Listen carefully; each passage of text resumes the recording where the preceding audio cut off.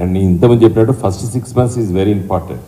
ఒక ప్రభుత్వం నడవడిక, ఆ వ్యక్తి యొక్క ప్రవర్తన, ఇవన్నీ కూడా ఫస్ట్ 6 months ప్రజలు అంచనా కడతారు. కాబట్టి రేవంత్ రెడ్డి గారు మీకు మిగిలింది బహుశా ఇదే కీలకమైనటువంటి క్యాబినెట్ మీటింగ్. మళ్ళా 6 నెలలు దాటిన తర్వాత ఇంకా మిమ్మల్ని ఎవరు నమ్మరు. ఇప్పుడు నిన్న మీరు ఎన్నికలైన తెల్లారే ఓట్లు పడి తెల్లారే 500 సన్న వడ్లకని అంటది. మరి ఒక 2 రోజుల ముందు చెప్తే అయిపో కదా. 2 రోజులు మొదలు ఇదే మాట చెప్తే డిపాజిట్లు రాకపో మీకు కాంగ్రెస్ పార్టీకి.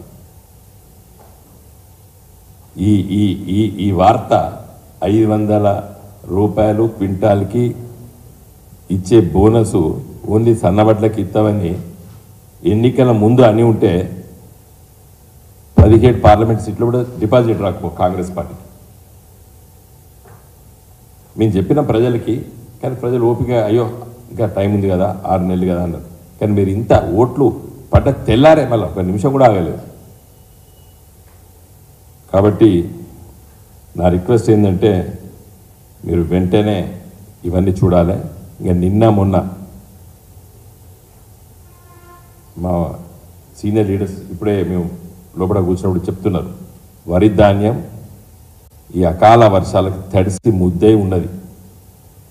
మీరు బోనస్ ఇస్తే బోనస్ కాదు, రైతు 2203 రూపాయలు మినిమం సపోర్ట్ ప్రైస్ కనీస మద్దతు ధర పలకడం లేదు ఊర్లలో.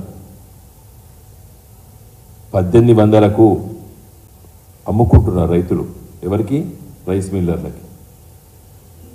మేము బోనస్ అడగలేదా అంటే ఉన్నదే గుంటలేడు బోనస్ ఏడు అడుగుతాం అయ్యా అని ఏడుస్తున్నారు రైతులు.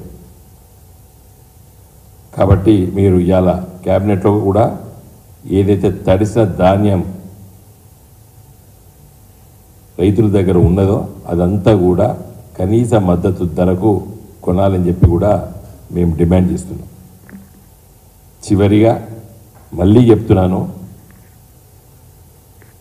గెలిచినటువంటి శాసనసభ్యుని కానీ, కొత్తగా మొదటిసారి గెలిచినటువంటి శాసనసభ్యుని కానీ, పార్లమెంట్ సభ్యుడు కానీ, ముఖ్యమంత్రి కానీ అంచనా వేసేది ఫస్ట్ 6 months. ఇంకా మీకు కేవలం 10 రోజులే బాకీ ఉన్నది. కాబట్టి మంచిగా ఆలోచించండి. రైతుల పక్షాన ఏవైతే మీరు హామీలు ఇచ్చిండ్రో ఆ హామీల్ని అమలు చేయండి అని చెప్పి ఒక బాధ్యతాయుతమైనటువంటి రాజకీయ పార్టీ తరఫున నేను మిమ్మల్ని కోరుతున్నాను.